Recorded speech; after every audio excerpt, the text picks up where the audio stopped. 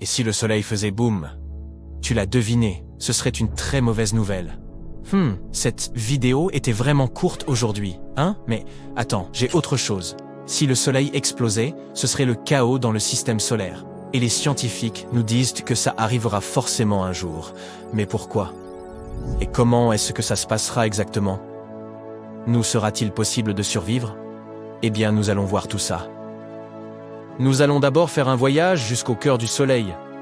Il est rempli d'atomes d'hydrogène qui se livrent à une incroyable danse du diable.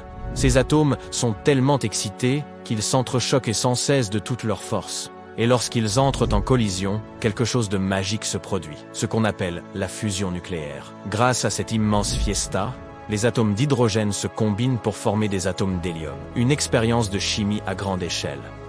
Au cours de cette fusion nucléaire, une toute petite partie de la masse des atomes d'hydrogène est transformée en une énorme quantité d'énergie. C'est la célèbre équation d'Einstein, E = mc2. L'énergie se libère sous forme de lumière et de chaleur, rayonnant vers l'extérieur et illuminant tout le système solaire. Et une fois que ce processus est en marche, tout un tas de particules énergisées appelées photons se joignent à l'aventure. Ces photons sont comme de minuscules paquets de lumière, qui rebondissent et se déplacent dans toutes les directions. Ils jouent un rôle crucial en transportant l'énergie du Soleil dans l'espace, illuminant notre monde et réchauffant notre planète. Mais pour que tout cela continue, pour que les atomes ne s'échappent pas pour créer un chaos total, le cœur du Soleil doit être soumis à une pression énorme. Cette pression provient de l'immense poids des couches extérieures du Soleil qui pèsent sur le cœur. Les couches extérieures compressent le noyau interne. Mais les couches internes ne se laissent pas faire. L'énergie et les photons font tout ce qu'ils peuvent pour s'échapper du cœur du Soleil. Mais ce noyau est très dense, immensément dense. Et la pression est si forte que l'énergie prend une éternité pour s'échapper. Elle rebondit, est absorbée et réémise par d'autres particules. Finalement, au bout d'un long moment, elle atteint la surface du Soleil et s'envole dans l'espace pour nous parvenir sous forme de lumière. Tu sais maintenant comment fonctionne le Soleil. Maintenant, que se passe-t-il lorsqu'il arrive en fin de vie? Eh bien voilà, notre Soleil a une réserve limitée d'hydrogène. Dans environ 5 milliards d'années, il sera donc à court de carburant. Après ça, notre étoile subira de grands changements. Alors, fais bien attention, car il y a de fortes chances que nous manquions l'événement. Tout d'abord, le Soleil va gonfler et devenir une géante rouge, se dilatant comme un ballon. Il deviendra si grand qu'il engloutira les planètes intérieures, y compris notre Terre bien-aimée. Un Soleil vraiment sans gêne, qui prend toute la place. Nous n'assisterons donc pas à ces derniers jours, à moins que nous ne déménagions très loin. Après la phase géante rouge, le Soleil rétrécira un peu. Ses couches extérieures s'évanouiront dans l'espace, laissant derrière elles une magnifique nébuleuse planétaire. Il révélera son noyau incandescent. Oh, le noyau, maintenant rempli d'hélium, aura une voix bizarre.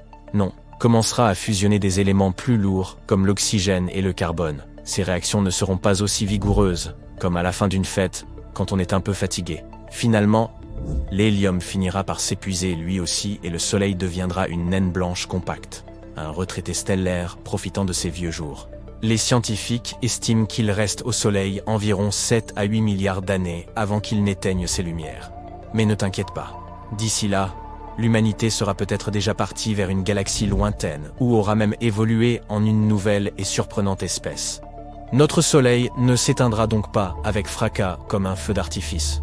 Il n'est pas assez gros pour devenir une supernova ou un trou noir. Ces superstars de l'espace ont besoin d'une masse bien plus importante que notre Soleil pour advenir.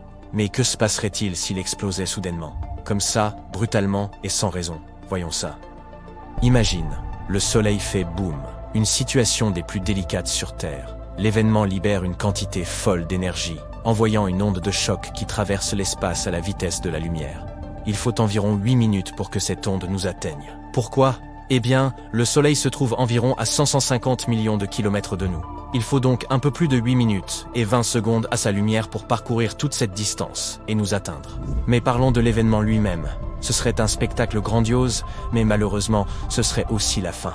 Les quantités folles d'énergie libérées provoqueraient une expansion rapide du Soleil qui engloutirait les planètes intérieures, y compris notre Terre. Et ce n'est pas tout. Prépare-toi à une gigantesque rafale de radiation. Le Soleil déverserait un torrent de particules superchargées. des rayons X et des rayons gamma, le genre de particules qui peuvent sérieusement tout chambouler. En atteignant notre atmosphère, ces particules à haute énergie provoqueront un chaos incroyable. Elles ioniseront l'atmosphère, créant une énorme impulsion électromagnétique. Cette impulsion est comme une onde de choc pour les appareils électroniques. Elle les grille et les rend inutilisables. Si tes gadgets ne sont pas protégés, ils risquent de passer un mauvais quart d'heure. En parlant de mauvais quart d'heure, après ça, c'est l'évaporation instantanée qui nous attend. Mais le bouquet final du Soleil ne touchera pas que la Terre. Il fera des ravages dans tout le système solaire. Cette énorme explosion d'énergie écrasera tout ce qui se trouve sur son chemin. Les planètes seront éjectées de leur orbite confortable, ce qui provoquera un énorme désordre. La ceinture d'astéroïdes, entre Mars et Jupiter, adieu, elle disparaîtra. Oblitérée ou dispersée aux vents cosmiques. Et même les planètes qui survivront à l'événement sortiront de leur orbite pour aller errer dans l'espace. Et n'oublions pas les planètes extérieures, comme Jupiter et Saturne.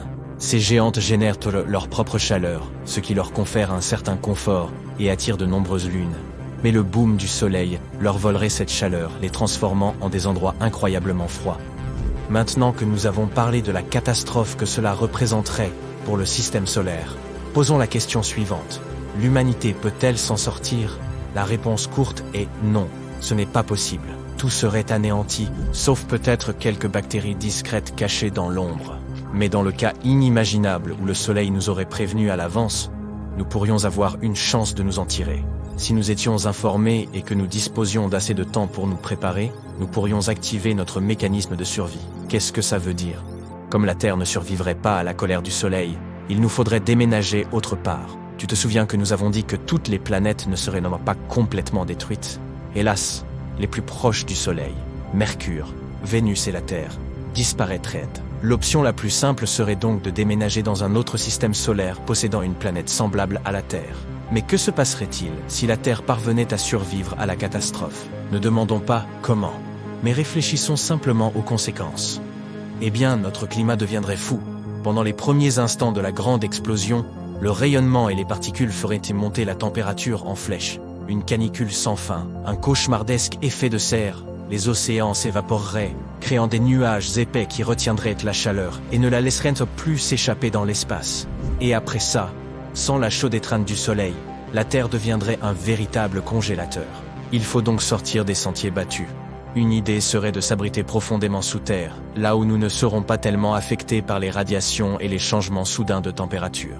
Plus tu creuses, plus la température augmente. Ainsi, avec les bons outils et les bonnes ressources, l'humanité pourrait se terrer dans des bunkers fortifiés et survivre pendant quelques années sans les rayons du Soleil.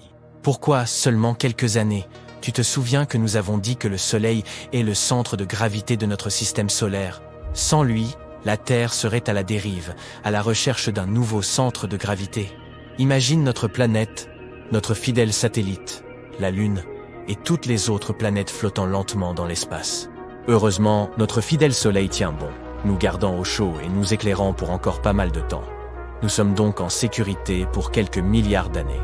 Mais il est toujours amusant d'imaginer des scénarios impossibles. Alors à bientôt pour de nouvelles aventures. Que se passe-t-il lorsqu'une étoile n'a plus de combustible? Tout d'abord, paradoxalement, elle grandit jusqu'à atteindre 1 million de fois sa taille initiale. En effet, lorsque le cœur d'une étoile n'a plus d'hydrogène, il commence à se contracter sous l'effet de sa propre gravité. Mais la fusion de l'hydrogène se poursuit dans les couches supérieures. En se contractant, le cœur se réchauffe. Les couches supérieures de l'étoile chauffent également et se dilatent. La taille de l'étoile augmente. À mesure que l'étoile grandit, elle engloutit toute la matière environnante, même ses propres planètes. Les astronomes ont pu observer des étoiles juste avant ou juste après qu'elles aient avalé des planètes. Mais jusqu'à récemment, ils n'avaient jamais vu le processus lui-même. Des chercheurs de plusieurs universités ont annoncé que, pour la première fois dans l'histoire, ils avaient observé une étoile en train d'avaler une planète. Et cet événement tragique ne s'est pas produit dans une galaxie lointaine, mais dans notre propre Voie lactée, à quelques 12 000 années-lumière de nous. Des astronomes avaient repéré l'explosion d'une étoile dont la masse était de 0,8 à 1,5 fois celle de notre Soleil, près de la constellation de l'Aigle. En l'espace de 10 jours, l'étoile était devenue 100 fois plus brillante qu'avant, puis elle s'était éteinte rapidement. Plus intéressant encore, Cet éclair avait été suivi d'un signal plus long et plus froid que le premier. Cette combinaison ne pouvait signifier qu'une chose. L'étoile avait englouti une planète proche. De quelle planète s'agissait-il? Les astronomes estiment qu'il pourrait s'agir d'un monde en ébullition, dont la masse serait de 1 à 10 fois celle de Jupiter. On appelle de telles planètes des Jupiters chauds. Il s'agit d'exoplanètes géantes, semblables aux Jupiters de notre système solaire, mais dont l'orbite autour de leur étoile dure moins de 10 jours. La planète dont il est question ici s'était progressivement rapprochée de l'étoile moribonde jusqu'à être attirée dans son atmosphère, et, finalement, vers son cœur. Cette grande fête galactique date d'il y a 10 ou 15 000 ans, alors que l'étoile était âgée d'environ 10 milliards d'années. En raison de cet âge respectable, l'engloutissement lui-même a eu lieu à la vitesse de l'éclair. D'un seul coup, alors que généralement, les Jupiters chauds se font lentement grignoter par leur étoile. Les astronomes ignorent s'il y a d'autres planètes autour de cette étoile, peut-être à une distance moins dangereuse. Mais même s'il y en a, des milliers d'années s'écouleront avant qu'elles ne servent de plat principal ou de dessert. Quoi qu'il en soit, maintenant que les astronomes savent ce qu'ils doivent rechercher, ils vont se tenir à l'affût d'autres engloutissements cosmiques. Car un jour, notre planète, ainsi qu'une partie de notre système solaire, subira le même sort. Tout ce qui nous entoure disparaîtra en un clin d'œil. Mais tu peux respirer et te détendre. Cela n'arrivera pas avant 5 milliards d'années. C'est à ce moment-là que le Soleil est censé chauffer et se dilater au point d'avaler les planètes intérieures du système solaire. Mercure, Vénus, la Terre et Mars. Si les hommes parviennent à coloniser un autre monde d'ici là, il devra se trouver à au moins 10 000 années-lumière de la Terre, ils seront en mesure d'observer cette catastrophe. Le Soleil deviendra soudainement beaucoup plus brillant et éjectera de la matière dans l'espace. Il avalera plusieurs planètes, dont la Terre, avant de reprendre son état normal. Mais les étoiles ne sont pas les seuls objets de l'univers à avaler d'autres corps célestes. Il existe un autre type de monstre cosmique qui se nourrit de tout, même de la lumière. Tu as deviné? Eh oui, il s'agit des impitoyables trous noirs. Mais ce qui est intéressant, c'est qu'ils ne se contentent pas de dévorer tout ce qu'ils trouvent. Ils en recrachent aussi une bonne partie. Il n'y a pas si longtemps, des scientifiques ont découvert que le trou noir supermassif, situé au centre de notre galaxie, la Voie lactée, semble fuir. Pourquoi est-ce que ça change la donne? Parce que cela pourrait signifier que ce trou noir, appelé Sagittarius à étoile, et dont la masse est de 4,1 millions de fois la masse de notre Soleil, n'est pas un géant endormi ainsi qu'on le pensait. Il est peut-être encore actif, et cette fuite pourrait être un hoquet du trou noir lorsque celui-ci avale des nuages de gaz. Pendant leurs recherches, les astronomes se sont servis du télescope spatial Hubble. Il leur a permis de repérer un jet semblable à une flamme de chalumeau. Il s'enfonçait dans les nuages d'hydrogène au centre de notre galaxie. Ce jet semblait cracher du gaz comme un tuyau d'arrosage qu'on pointerait sur un tas de sable. Ce phénomène se produit souvent autour des trous noirs actifs qui s'entourent de divers matériaux grâce à leur immense force gravitationnelle. Une partie de cette matière pénètre dans le trou noir, mais une petite partie se voit emporter vers l'extérieur par de puissants champs magnétiques. Les recherches suggèrent que lorsqu'un nuage de gaz géant s'approche trop près d'un trou noir supermassif, il se fait avaler. Et le trou noir éructe ensuite des mini-jets de matière. Les bulles de Fermi pourraient être le résultat d'éructations ayant eu lieu il y a environ 2 à 4 millions d'années. Mais récemment, les scientifiques ont découvert une autre bulle de gaz chaud géante. Elle suivait la trajectoire du jet sur 35 années-lumière ou plus en partant du trou noir. Les astronomes pensent que ce jet a pu pénétrer dans cette bulle de gaz et la dilater. Mais voici quelque chose d'encore plus effrayant. Il semblerait que certains trous noirs se dévorent les uns les autres. Enfin, en quelque sorte. Pour l'instant, ils essaient de partager leur repas. Mais qui sait ce qui se passera dans un avenir proche? Je vais tout te raconter en détail. Des astronomes ont repéré 2 trous noirs supermassifs en train de se régaler de la matière de 2 galaxies en fusion dans l'espace lointain. Ces géants ont été localisés à l'aide du grand réseau d'antennes millimétriques submillimétriques de l'Atacama, ALMA en abrégé.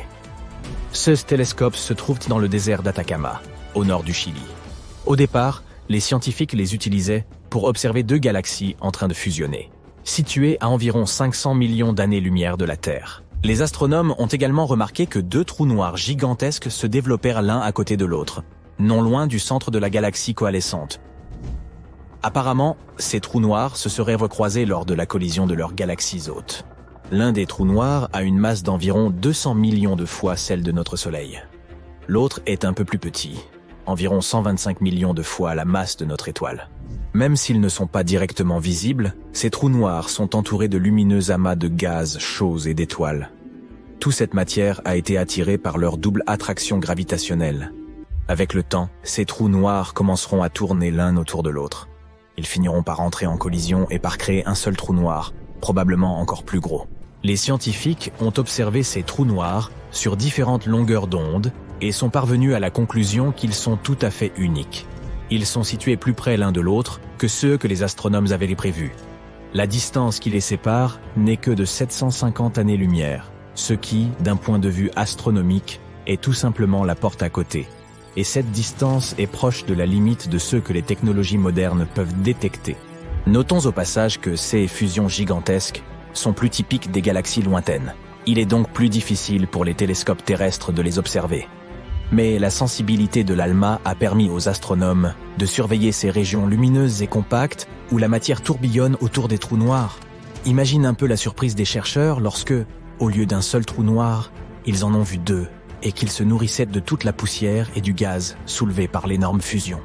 L'aspect le plus important de cette découverte est qu'elle pourrait signifier que de tels duos sont beaucoup plus courants que nous ne le pensions auparavant. Et s'ils sont fréquents, il nous sera plus facile d'étudier les ondes gravitationnelles générées par ce genre de collision. Ces ondes sont également connues sous le nom d'ondulation de l'espace-temps. Mais sache qu'il faudra encore peut-être plusieurs centaines de millions d'années avant que ces deux trous noirs récemment découverts ne s'écrasent l'un contre l'autre. En observant leur comportement, toutefois, les scientifiques peuvent déterminer combien de trous noirs binaires sur le point d'entrée en collision existent dans l'univers. D'où nous nous trouvons, le Soleil semble très calme et paisible, mais comme les êtres humains, et tous les êtres vivants de la planète d'ailleurs, le Soleil possède ses propres phases et entre parfois en activité. Les conséquences sont bien plus importantes et chaotiques lorsque le Soleil devient hyperactif. Zoomons pour voir ce qui se passe là-haut. L'une des façons de mesurer l'activité de notre étoile est de compter les taches solaires à sa surface. Les taches solaires sont des zones sombres qui se forment lorsque le champ magnétique du Soleil est soumis à une forte activité. C'est simple, plus il y a de taches solaires, plus l'activité du Soleil est intense. Et il semble que le Soleil ait fait la fête comme jamais ces derniers temps. Le nombre de taches solaires observées par les scientifiques est le plus élevé observé depuis près de 21 ans. En juin, 163 taches solaires sont apparues à la surface du Soleil. La dernière fois qu'autant de zones sombres ont été dénombrées sur le Soleil, c'était en septembre 2002, avec 187 taches. Oh, il semblerait que cette fête chaotique se rapproche doucement de son point maximal, ce que l'on appelle le maximum solaire. Comment tout cela se produit-il ? Le champ magnétique du Soleil est puissant et organisé d'une certaine manière. Néanmoins, comme nous l'avons dit précédemment, il arrive parfois que tout s'en mêle, un peu comme une boule d'élastique qui se retient tous ensemble, très étroitement.